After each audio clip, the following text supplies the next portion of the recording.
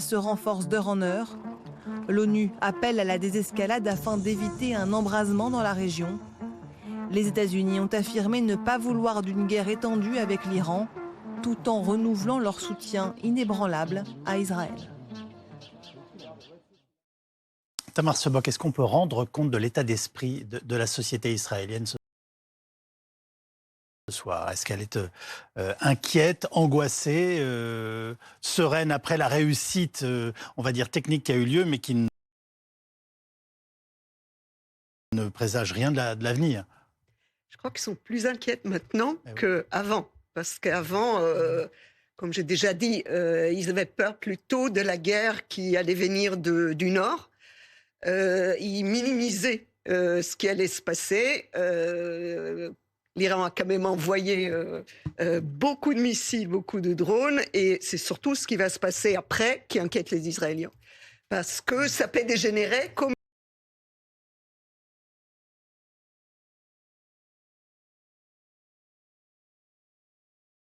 ça peut rester très limité et ne pas prendre d'autres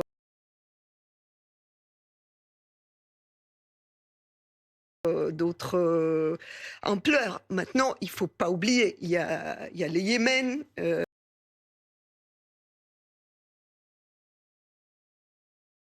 Qui a essayé de bombarder Eilat du Sud. Il y a les territoires aussi qui Oui. sont pas calmes. Il y a Gaza et il y a le Nord. Donc, il y a beaucoup d'Israéliens qui disent on n'a peut-être pas besoin d'un front avec l'Iran tout de suite. Mais c'est clair qu'il faut faire quelque chose. Je pense à la riposte, Guillaume Ancel, mais est-ce que viser les infrastructures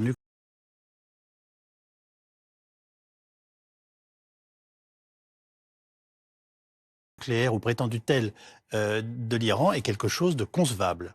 Très difficile à détruire. D'abord, ce sont des infrastructures qui sont très dispersées, qui sont relativement bien protégées au sens de elles sont enfouies très profondément. Il y a des armes qui peuvent le faire, mais vous n'aurez jamais la garantie d'avoir détruit l'intégralité.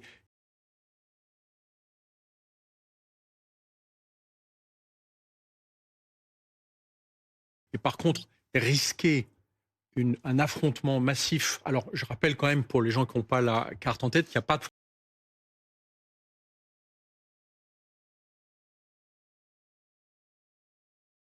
frontière terrestre entre l'Iran et Israël. Donc, ce serait un affrontement à partir de missiles. Rien que les 15 missiles qui, cette nuit, ont traversé le dôme de fer, s'ils avaient touché des cibles civiles, on aurait fait 200 à 300 morts, 700 à 800 blessés. Israël ne peut pas se permettre de faire ça. Surtout que ça n'a aucun intérêt de jouer l'escalade aujourd'hui avec l'Iran. Je pense que c'est ce chiffre qu'il faut avoir en tête, plus que de se dire le dôme de fer nous protège de tout, qui est très dangereux. Ulysse Gosset, après l'attaque du 7 octobre et les failles du renseignement, il fallait aussi qu'Israël montre à sa population qu'elle est protégée. Oui, mais moi, ce que je constate à propos de cette attaque iranienne, c'est qu'Israël a eu besoin d'une coopération extrêmement puissante des États-Unis, de la Grande-Bretagne et d'autres pays, dont la France, la Jordanie, l'Arabie Saoudite. C'est-à-dire qu'en fait, on voit qu'Israël a beaucoup de moyens, mais ça coûte très cher, 1,2 milliard d'euros pour une nuit de défense antiaérienne. Est-ce qu'ils ont les moyens de renouveler cela progressivement, enfin à plusieurs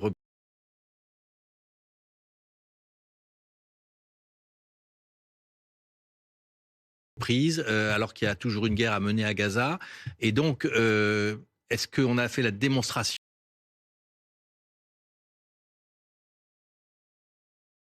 que la sécurité d'Israël était complètement assurée? En d'autres termes, ce qui se joue aujourd'hui, c'est si on reprend les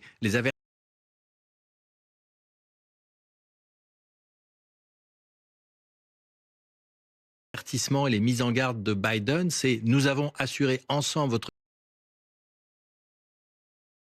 sécurité.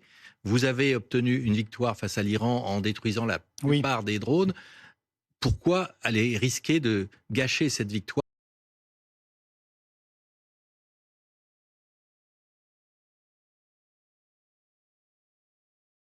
en prenant des risques non seulement vis-à-vis de l'Iran, mais dans toute la région? Donc Oui, c'est vrai qu'Israël doit rassurer sa population. C'est d'ailleurs l'enjeu qui est principal pour Netanyahou en essayant d'éliminer le Hamas.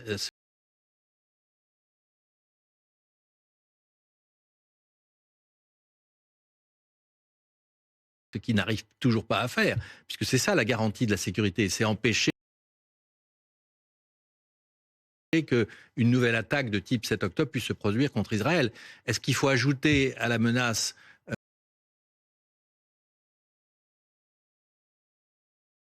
du Hamas une menace venant d'Iran? C'est la question qui est posée ce soir à Netanyahou et à son gouvernement. Et la réponse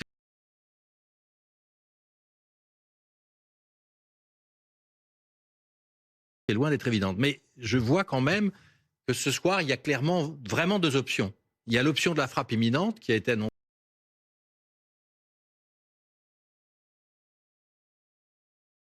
déjà par beaucoup, mais qui n'est absolument pas confirmée. Et puis, il y a l'option de saisir l'opportunité d'une coalition régionale et donc d'une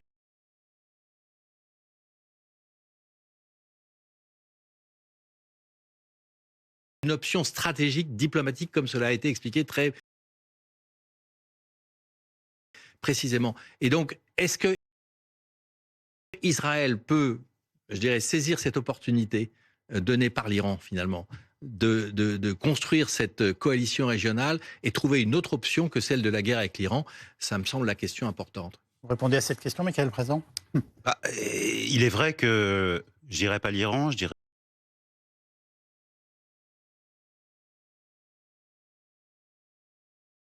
la République islamique est la clé de tous les conflits qui ont lieu actuellement. Et vous n'êtes pas sans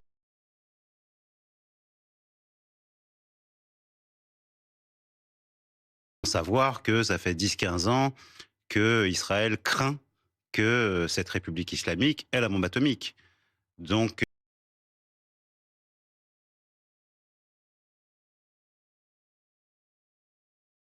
on peut aussi imaginer, pour reprendre l'idée et l'argument de Vincent Lemire tout à l'heure,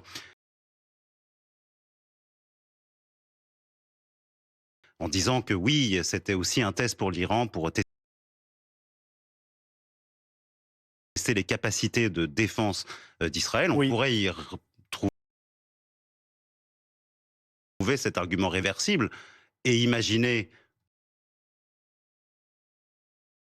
que ce qui s'est passé le 1er avril dernier, alors certes, il y avait l'un des responsables du 7 octobre parmi les gardiens de la Révolution qui était ciblé et qui a été éliminé. Mais on pourrait imaginer aussi qu'Israël savait très bien ce qu'il faisait et qu'une réplique de l'Iran dans ce cas-là leur ouvrait une possibilité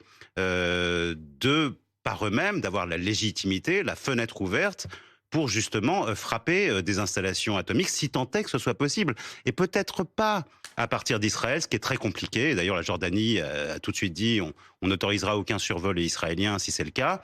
Mais vous savez, enfin, peu de gens le savent en réalité, puisque elle est très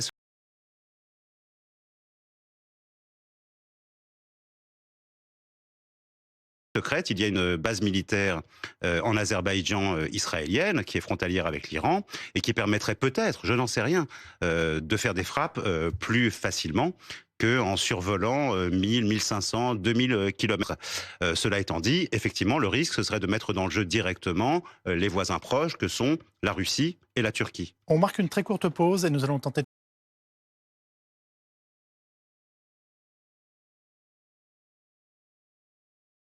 comprendre la situation aussi aujourd'hui vue d'Iran. À tout de suite avec nos invités. Votre programme avec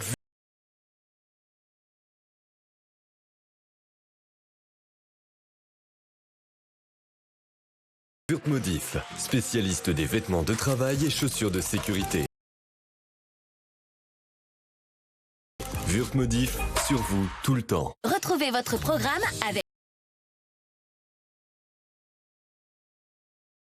Homer. 350 camping village 4 et 5 étoiles pour vos prochaines vacances en France ou en Europe.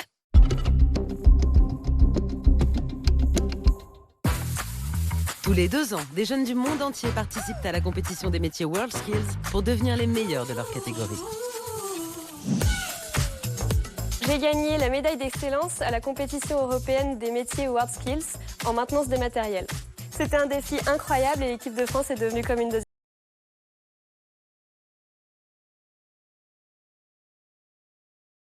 famille. Eva a commencé chez nous son alternance à 14 ans. La formation fait naturellement partie de notre mission, donc on lui a bien entendu laissé le temps de s'entraîner pour cette compétition. Donc je fais de la maintenance sur les matériels agricoles. C'est un métier de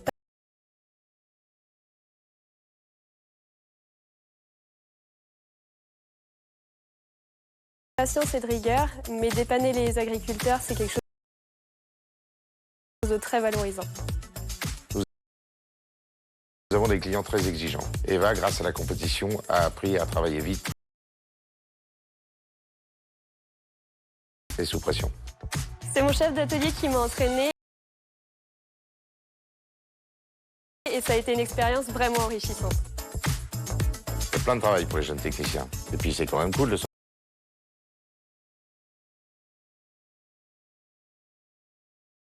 sortir de l'atelier. Lancez-vous et participez à la prochaine compétition des métiers WorldSkills. C'était les qualifiés avec le MEDEF.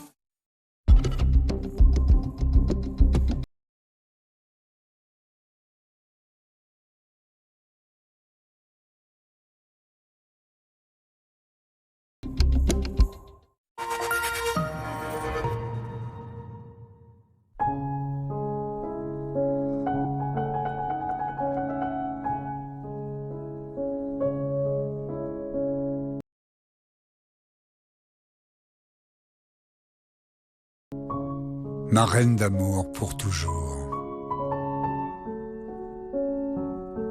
Mon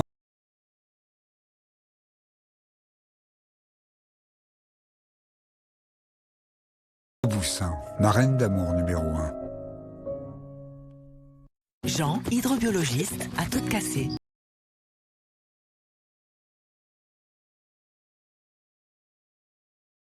Sauf le moral. Son arrêt de travail aurait pu avoir de graves conséquences financières. Mais grâce à son contrat santé et prévoyance MGEN, sa perte de revenus peut être compensée. MGEN, première mutuelle des agents du service public. On s'engage mutuellement. C'est bon, elle est enfin prête? Voilà. Ah d'accord. Donc déjà que j'ai attendu 1000 ans pour la révision de ma voiture électrique, en plus ça me coûte la peau des fesses. Oui, madame. Et ben voilà. Sinon, maintenant, chez Midas, on vous propose les révisions pour tous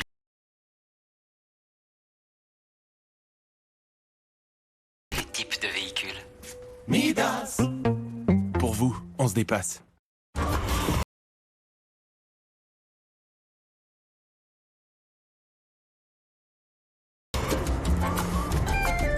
Quand on a bien dormi, ça se voit. Phytonormil triple action combine mélatonine, mélisse et ashwagandha pour un endormissement rapide et un sommeil de qualité. Avec Phytonormil, vous dormez mieux et ça se voit.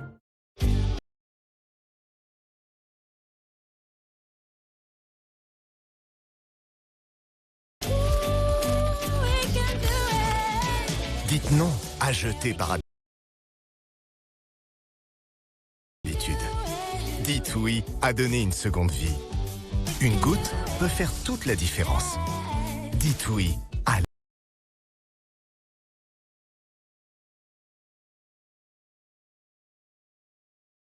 Loctite Superglue 3. Nouveau. Dites adieu à l'étui en plastique avec Loctite Superglue 3. C'est trop bizarre. C'est la 4e dimension. Vous êtes au courant qu'il y a une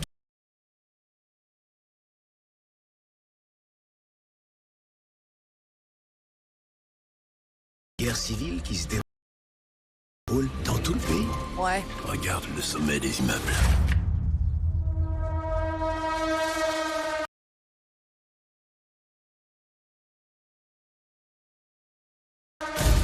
Ton de passage dans le coin. On est américain.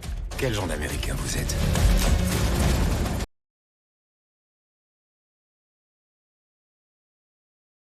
On a décidé d'aller à Washington.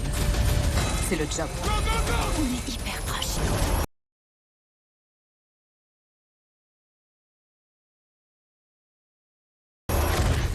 Civil War, au cinéma le 17 avril. Heaven, I'm in heaven, and my heart beats so that I can hardly speak.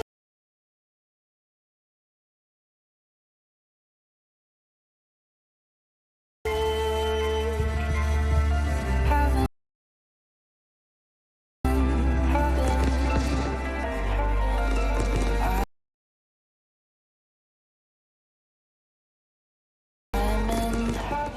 Basculer dans un confort absolu.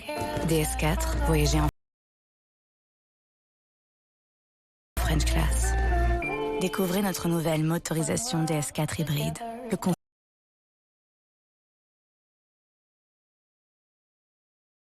à la française sans recharge. Le prix Xina, c'est bien plus qu'un prix.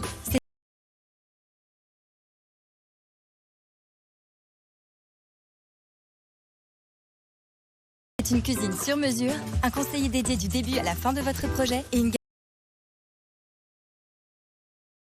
garantie 10 ans. Tout ça à partir de 2 990 € seulement et électro inclus. Imprimez tout pour votre entreprise avec Vistaprint.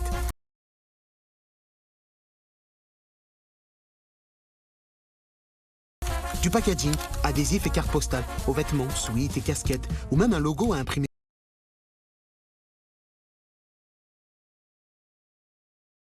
Partout. Avec Vistaprint, les possibilités d'impression sont infinies. Tout s'imprime sur vistaprint.fr.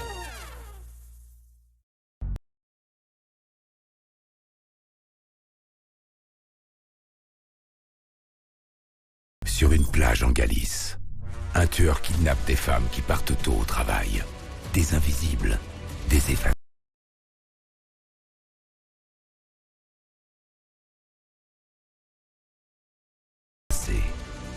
À Madrid, un assassin s'en prend à des milliardaires et laisse sur les murs de leur résidence ce message: tuons les riches. Deux tueurs, deux mondes, une situation explosive. Et pour Lucia, enquêtrice de la Guardia Civile, une double menace. Les Effacés, le nouveau thriller de Bernard Minier, en librairie. Sacha souffre d'une maladie grave et a besoin de dons de plasma. Grâce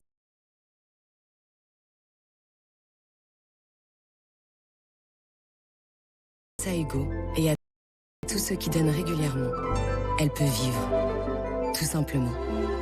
Donnez votre plasma. Le traitement est en vous.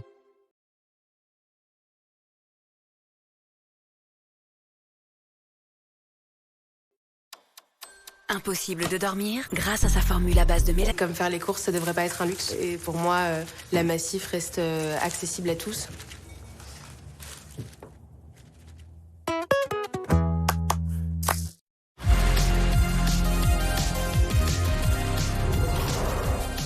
Parce que Paris est la ville de l'amour. Parce que c'est à Berlin qu'on vibre sur ce son. Et que ce silence mérite d'être écouté. Nous repoussons les limites avec une autonomie électrique jusqu'à 680 km. Nouveau Peugeot i3008, 100% électrique.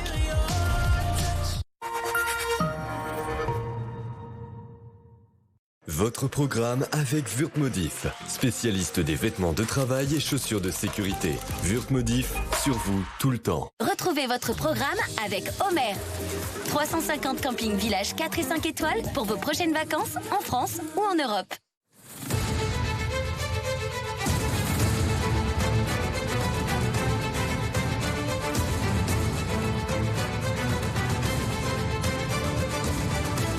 BFM TV, Calvi 3D, Yves Calvi. Bonsoir et bienvenue à vous qui nous rejoignez sur BFM TV. Nous poursuivons notre débat consacré à l'attaque iranienne ayant visé Israël. L'affaire est close. C'est en ces termes que l'Iran a rendu compte de la situation lors d'une réunion d'urgence du Conseil de sécurité de l'ONU. Téhéran a prévenu que tout comportement imprudent de la part de l'État hébreu déclencherait une réaction bien plus forte de sa part. Nous sommes rejoints par Marnaz Shirali, qui est sociologue et politiste spécialiste de l'Iran. Je renvoie à votre livre « Fenêtre sur l'Iran, le cri du peuple bayonnais » aux éditions Les Pérégrines. Ulysse Gosset, l'Iran a donc justifié le lancement de plus de 300 drones et missiles, on le rappelle, sur Israël, par son droit à se défendre après l'attaque de Damas. C'est bien ça ? Oui, et c'est ce qu'a réexpliqué lors du Conseil de sécurité des Nations Unies qui a eu lieu à New York. L'ambassadeur iranien en disant qu'il invoquait l'article 51 de la Charte des Nations Unies qui autorise effectivement la légitime défense en cas d'attaque. Et pourquoi les Iraniens disent cela ? Parce qu'effectivement, le 1er avril dernier, il y a eu un raid israélien qui n'a pas été officiellement reconnu par Israël, mais un raid de chasseurs F-35 israéliens qui a permis d'éliminer, de neutraliser au moins 2 commandants des gardiens de la Révolution et plusieurs autres gardiens de la Révolution. Donc, je vous interromps, à l'instant même, le chef de l'armée israélienne vient d'annoncer, de promettre, je cite, une riposte à l'attaque iranienne. Ça n'était donc pas encore fait, j'allais dire, officiellement. Non, en fait, Israël, depuis plusieurs jours... C'est un urgent de l'agence France-Presse en provenance de Jérusalem. Oui, c'est la position israélienne. Israël ne peut pas rester sans réagir face à l'attaque iranienne. Ça a été dit par le ministre de la Défense, d'ailleurs je l'ai cité. Israël n'a pas d'autre choix que de riposter à l'attaque de l'Iran. La question, c'est comment va-t-il le faire ? Et ce n'est pas dit dans cette urgence de l'AFP. On verra si effectivement c'est la traduction d'une décision du cabinet militaire. Est-ce qu'il y a donc une attaque imminente annoncée par cette déclaration ? On le verra dans les prochaines heures. Comment interpréter ce communiqué ? Il fallait dire quelque chose d'une certaine façon. Oui, parce que c'est comme, de même que l'Iran, juste après la frappe sur Damas, Ulysse Gosset n'a pas pu aller au bout, mais juste rappeler pour les gens qui nous regardent que c'était une antenne du consulat iranien à Damas, et donc c'était un bâtiment diplomatique, et donc l'Iran a argué du fait que c'était comme une attaque sur son propre sol, d'où l'article 51 et la légitime défense. Et après, ils ont dit, il y aura une riposte. Mais ça, on est obligé de le dire, voilà. Moi, cette déclaration ne me secoue pas particulièrement. Il y a une option dont on n'a pas encore parlé, c'est le Liban. C'est-à-dire on sait aussi que depuis le 7 octobre, ça démange, alors pour le coup, à la fois Netanyahou, mais à la fois un certain nombre de... Viser le Hezbollah plutôt que l'Iran directement ? De militaires israéliens et l'opinion publique israélienne, parce que c'est vrai que Netanyahou n'a que 20% de support, de support israélien, mais j'ai lu un sondage où on disait que 71% des Israéliens étaient pour une guerre contre le Hezbollah. C'est-à-dire, il faut aussi dire aux gens qui nous regardent qu'il y a 80 000 Israéliens du Nord qui ne peuvent pas rentrer chez eux et qui ne veulent pas rentrer chez eux surtout. Donc ça peut être aussi une option un petit peu médiane, peut-être un peu contre-intuitif, parce qu'on ne frapperait pas... ça serait une façon de dire c'est terminé, mais au moins ça aurait un vrai impact opérationnel, parce que le Hezbollah, c'est la vraie menace. Le Hezbollah est une cible plus facile et plus simple ? Pas cette fois-ci, parce que l'Iran a frappé directement Israël. Ce n'est pas logique de frapper le Hezbollah en disant vous représentez l'Iran. Israël et le Hezbollah s'échappent. C'est une guerre. C'est une guerre. On l'appelle pas comme ça, mais c'est une guerre. Donc ils règlent ce qu'ils ont à régler ou pas directement. L'Iran, cette fois-ci, il faudra que ce soit une confrontation directe d'une façon et d'une autre. En Israël, on dit, les officiels disent, dans ces situations-là, il faut parler arabe. Parler arabe, ça veut dire quoi ? Parler le langage de la force. Donc, il y a beaucoup de discours qui peuvent s'interpréter... Oui, mais pas à l'égard de l'Iran nécessairement, mais à l'égard, disons, des pays ou des entités qui attaquent Israël, parce que c'est le langage que doit comprendre l'autre. Donc il y a beaucoup d'excès de langage aussi que nous, d'ici, on interprète souvent très mal. Et en tout cas, l'idée de la riposte, elle est inévitable dans la bouche des officiels israéliens, que ce soit des militaires ou des politiques. Quelle sera cette riposte exactement ? C'est toute la question. Mais c'est sûr qu'ils ne peuvent pas ne pas réagir. Marnaz Shirali, ce soir, on a toujours une vision caricaturale de la société iranienne. Est-ce que la population est inquiète ? Est-ce qu'elle est inquiète de la façon dont son pays vient de l'engager une nouvelle fois dans des violences extrêmement importantes, même si elles n'ont pas abouti ? Oui, je pense que les Iraniens ont toutes les raisons d'être inquiètes parce qu'ils ont des dirigeants, et un gouvernement, un État, un pouvoir politique qui a toute sa force dans ce facteur que cet État n'a strictement aucun respect pour la sécurité, pour la vie des Iraniens. C'est ça la force, la vraie force de la République islamique. Sa force n'est pas dans ces missiles horribles, ce n'est pas dans ces drones, ce n'est pas dans ces armements malheureux qui n'arrivent même pas à atteindre leur but. La force, la véritable force de la République islamique, c'est son absence totale de respect pour la vie de sa population, de ses citoyens. La vie des Iraniens n'a aucune importance pour la République islamique et la faiblesse d'Israël, c'est l'importance qu'Israël accorde à la vie de chacun de ses citoyens. C'est en cela qu'en cas de guerre et en cas de conflit, et vous voyez qu'on est dans une dissymétrie totale. Vous venez de mettre en avant un paradoxe qui, pour tous ceux qui nous écoutent, est extrêmement perturbant.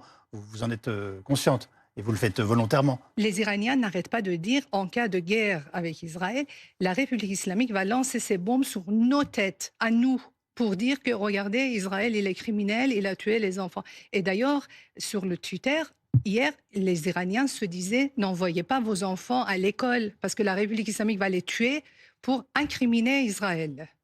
On va retrouver Siavash Ghazi en Iran, qui est correspondant de Radio France Internationale à Téhéran.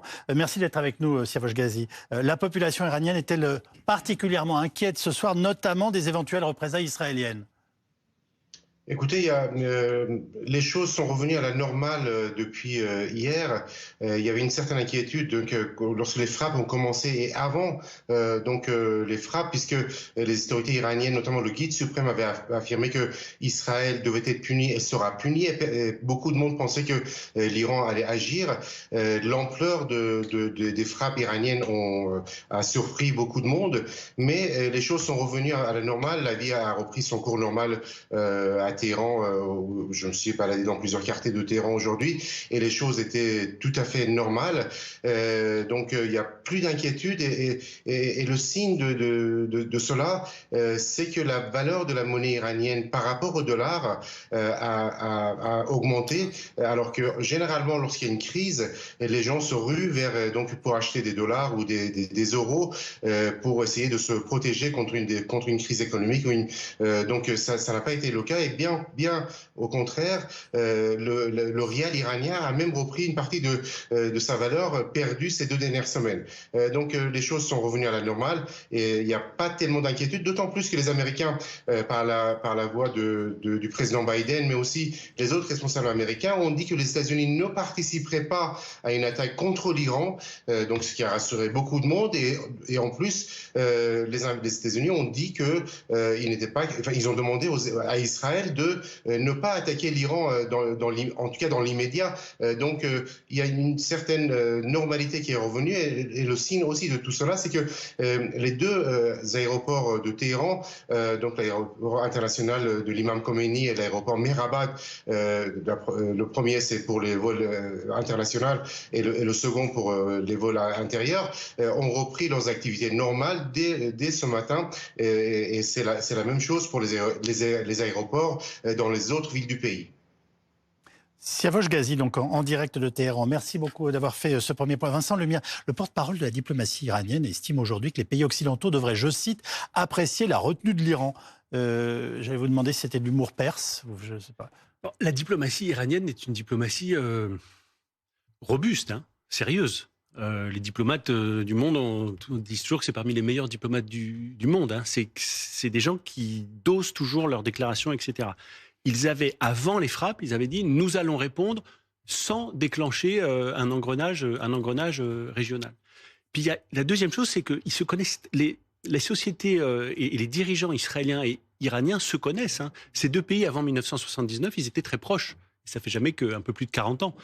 Ils se connaissent, ils se respectent.